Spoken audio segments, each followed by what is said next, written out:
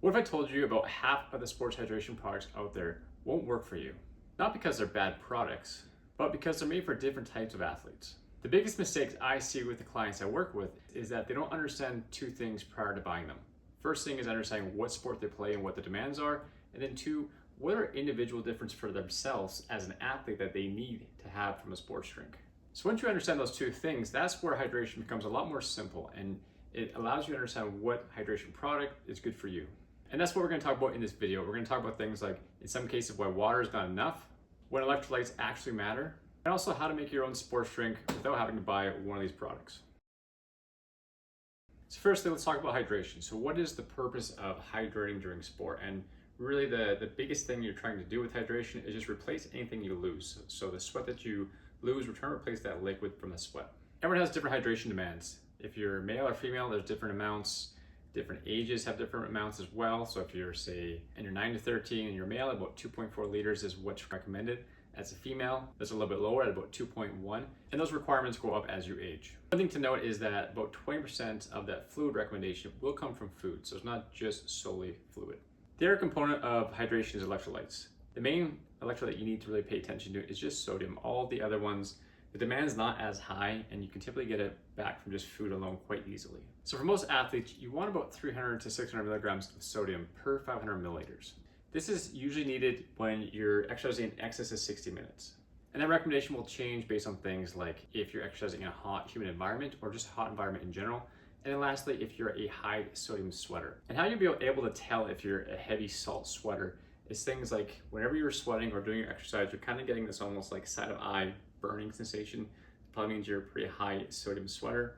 You might, on your pit stains or stuff like that, you have a little white ring. Wherever you sweat on dark clothing, you can see that white crusty. That might indicate that you're a high sodium sweater.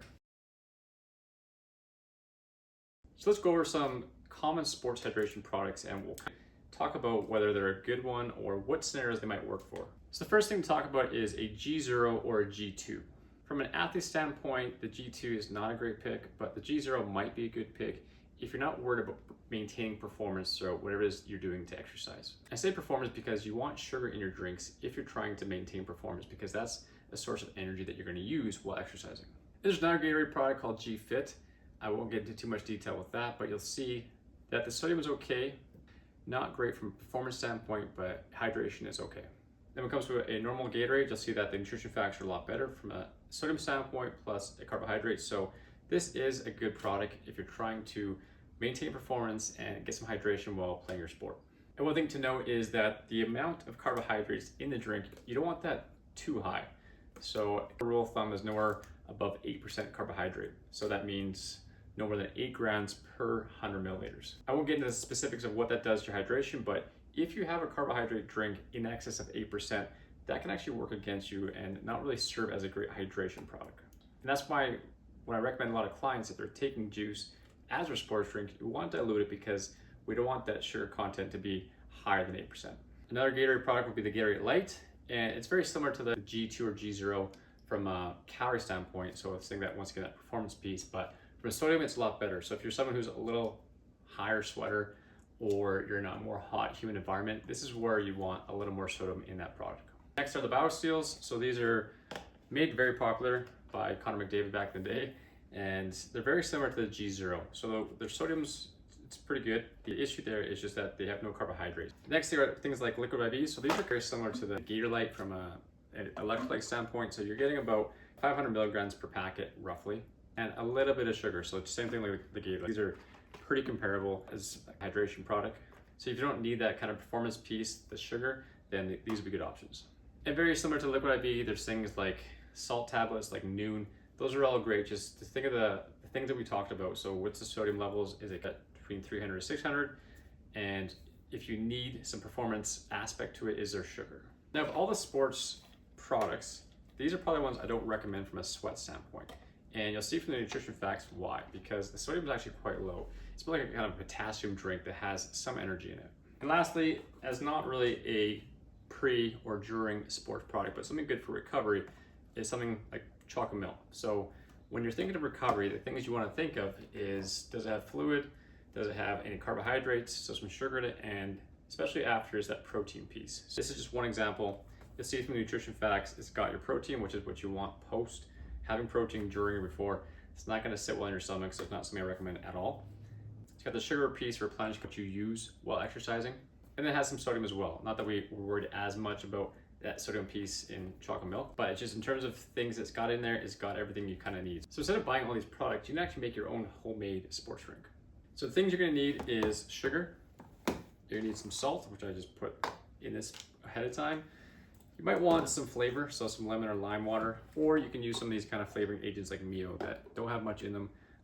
Because you're making your own, I recommend not getting the electrolyte version ones. So some have like sports focus, they'll actually have some sodium or other electrolytes in it. So just for simplicity, I'm gonna use these ones. I'm gonna put two versions on the screen here of different types you can have. I'm just gonna go make the gold standard one. So just the general recommendation, if you are someone who is a high salt sweater, make the other version. So what you're gonna need is a full liter of water. Then you're gonna need 1/8 of a teaspoon of salt. So really not that much, right? Nice level. And then in that 1/8 of a teaspoon, you're gonna get roughly 300 milligrams. Then you need a 1/4 cup and a tablespoon of sugar. So that might seem like a lot, but it's something that you're gonna use when you're exercising.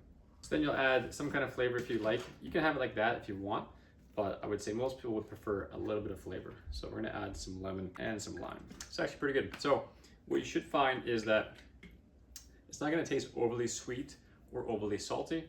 If you've made a higher sodium version, then you'll taste a little more salt, as if you had like liquid IV, that kind of feedback, but it shouldn't be overly sweet, like a juice or a pop.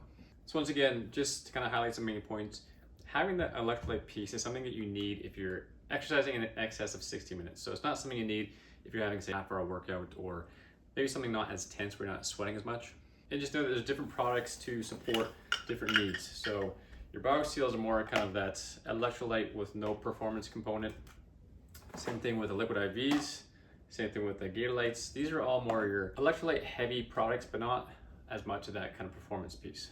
And the body armors are not bad from a performance standpoint, but I'm not a big fan of them because they don't have much sodium. So if you really like them, I would recommend actually adding some sodium to them so that they're kind of a better product overall. And then Gatorades, the Powerades, these kind of things that actually have the sugar in them, they're a really good sports drink to match the sweat that you produce during your activity, plus have that performance piece with the sugar so that you can have a higher level of performance while you're exercising. So at the start of this video, I said there's about half of the sports drinks out there may not work for you. Not because they're bad, but because they're designed for different athletes and in different sports. So hopefully this video helped clear that up.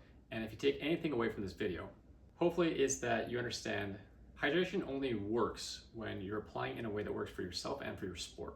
If this helped you understand why hydration is not one size fits all, give this video a like or comment below so they can reach more people, and subscribe for future videos. Thanks for watching.